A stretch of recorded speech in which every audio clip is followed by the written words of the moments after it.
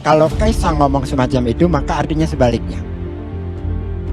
Oh begitu bacanya. Ya, artinya sebaliknya. Sama, Gibran juga sebelumnya sama kayak gitu juga kok, Pak. DNA mereka itu adalah bagaimana membuang Anies dari pusaran politik Indonesia. Itu udah DNA.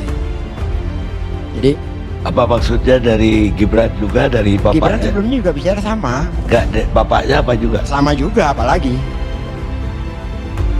Jadi saya sampai pada tingkat ini tidak rasional ya, hiperbola. Tapi ini yang saya ingin ungkapkan. Kalaupun dia ngomong api itu panas, karena dia ngomong saya nggak percaya. Gibran itu Kaisang itu belum pasti, kami nggak tahu menau. Ini saya ingat waktu Gibran nyalon begitu juga Bang Ges ya. Oh kami nggak tahu, ini kan urusan MK gitu kan. Tiba-tiba operasi jadi gitu ya. Jadi menurut saya memang karena PSI pernah begitu, jadi orang nggak percaya kalau dikatakan Gibran itu hanya tes ombak aja. Bisa jadi Gibran ini udah pasang kuda-kuda. Kaisang ini udah pasang kuda-kuda gitu ya.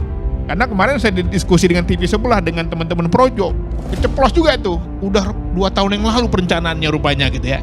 Jadi memang saya sama Bang Gesi sepakat kalau PSI mengatakan Kaisang belum tentu nyalon, itu biasanya pasti semangat untuk nyalon biasanya.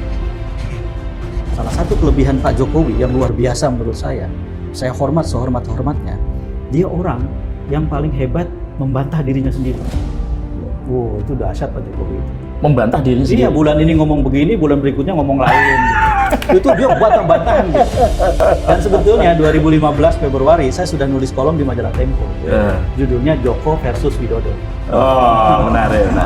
Keren. Itu sebetulnya memang karakter atau sebuah strategi?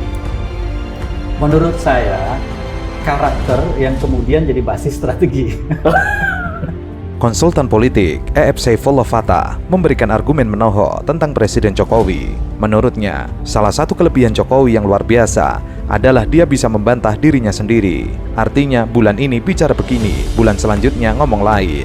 Ia seperti berbantah-bantahan dengan dirinya sendiri. Salah satu kelebihan Pak Jokowi yang luar biasa menurut saya hormat sehormat-hormatnya, dia orang yang paling hebat membantah dirinya sendiri. Wow, itu dahsyat Pak Jokowi.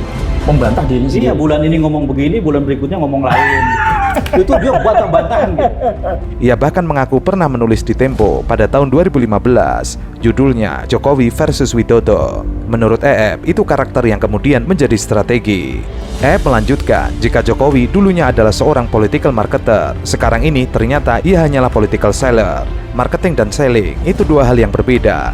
Marketing itu orientasinya adalah kepuasan customer. Kalau seller, bagaimana terjualnya barang. Cuman kalau sekarang saya lihat, mungkin kita harus ubah definisi Pak Jokowi. Dulu saya pikir dia itu political marketer. Sekarang saya lihat dia political seller. Marketing dan selling itu kan dua hal yang berbeda. Beda, ya? Kalau marketing itu orientasinya adalah kepuasan customer. Kalau seller itu terjualnya barang. Dan ini hard selling lagi ya? Iya, jadi dia tidak peduli bahwa ada sesuatu yang dilanggar, banyak yang ditabrak-tabrak. Itu bukan marketing itu. Itu selling itu.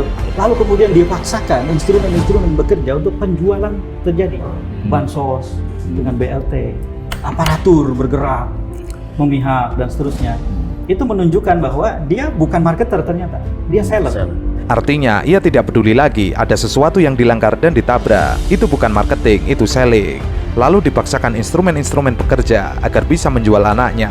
Hal itu bisa dilihat di bansos, BLT, sampai aparatur berpihak. Apa yang dilakukan Jokowi ini adalah amarah yang diperlihatkan karena elektabilitas Gibran tidak sampai kepada yang diharapkan. Lalu mengutip Hasanah orang Solo yang mengatakan 4 tahapan saat menghadapi pesaing atau musuh, yaitu ngalah atau mengalah, ngalih atau menghindar, ngomong atau bicara, dan ngobong atau membakar. Dan yang dilakukan Jokowi saat ini adalah tahap keempat, yaitu ngobong atau membakar.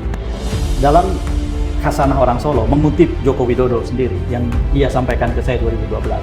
Orang Solo itu kalau disakiti atau dizalimi atau merasa ada sesuatu yang harus dia lawan, melawan dalam 4 tahapan.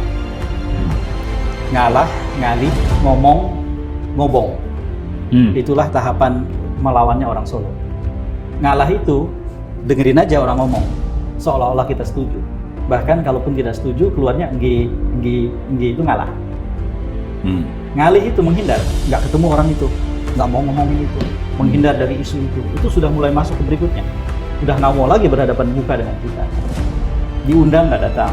Kalau tadinya diundang datang, nunduk-nunduk, duduk di depan, kitanya duduk di tempat yang lebih tinggi, itu ngalah itu. Ketika ngalih, tidak datang. Iya. Ulang tahun tidak datang. Itu ngalih.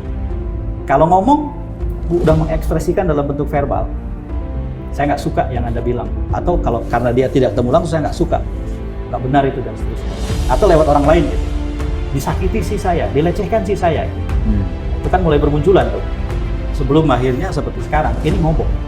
EF lalu menjelaskan alasan kenapa Jokowi hari ini sudah ke tahap ngobong. Bisa jadi karena ia selama ini menahan emosi karena jangan-jangan ia diperlakukan tidak baik sebagai petugas partai. Yang kedua, Jokowi sedang punya kepentingan yang sangat besar dan kepentingan itu benar-benar ia ingin ambil. Kepentingannya kalau pakai bahasa positif ia ingin melanjutkan apa yang sudah ia mulai. Bahasa negatifnya, ia tidak mau kehilangan kenikmatan kekuasaan dan mau menjaganya dengan cara yang paling ekstrim. Anaknya sendiri yang menjadi wakil presiden. Nomor satu, sangat boleh jadi ia memendam sesuatu yang menyakitkan, yang tidak menyenangkan, dan seterusnya lah.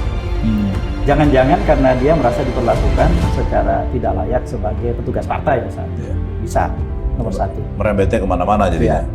Nomor dua, Pak Jokowi sedang punya kepentingan yang sangat besar. Dan kepentingan itu betul-betul ingin dia ambil, dia capai. Harus capai. Kepentingannya menurut saya adalah, kalau pakai bahasa positif, dia ingin menjaga kelanjutan apa yang sudah dia mulai. Bahasa positifnya begitu. Kalau bahasa negatifnya adalah dia tidak mau kehilangan kenikmatan kekuasaan dan mau menjaganya dengan cara yang paling ekstrim. Anaknya sendiri yang jadi wakil presiden. Saat EF ditanya Jokowi bukan tipe pengumpul kekayaan, jawaban EF simpel, ia mengaku belum pernah melihat rekening Jokowi. Tapi yang jelas saat ini semua terlihat jika Jokowi itu ternyata sama saja dengan orang lain. Meski casingnya lain, tapi isinya ternyata sama. Politisi biasa memikirkan pemilihan yang akan datang, sedangkan politisi yang luar biasa memikirkan generasi yang akan datang. Meskipun Jokowi sedang memikirkan generasi yang akan datang, tapi dalam arti sempit, artinya generasi keluarganya yang ia pikirkan. Itu kan paling ekstrim. Tapi yang dicari apa? Pak Jokowi kan bukan tipe yang numpuk harta atau apa, lebih kepada. Saya kebetulan nggak pernah lihat rekeningnya, nggak pernah lihat dompetnya, jadi saya nggak tahu tuh. Ini baru buat saya baru. Kalau saya lihat apa yang terjadi sampai dengan 9 tahun lebih ini, sama saja Pak Jokowi, sama saja dengan orang lain. Sama-sama. Dan artinya seperti inilah, casingnya lain, isinya sama kira-kira gitu lah. Politisi biasa menurut saya. Politisi yang biasa itu memikirkan bagaimana memenangkan pemilihan yang akan datang. Itu cirinya. Politisi yang luar biasa atau negarawan memikirkan bagaimana nasib generasi yang akan datang. Jokowi nggak mikirin itu menurut saya. Mikirin dong, kan generasi yang akan datang yang ada akan di datang cawapresnya. Iya. Tapi dengan dipersempit bahwa yang akan datang itu harus anak-anaknya. Iya.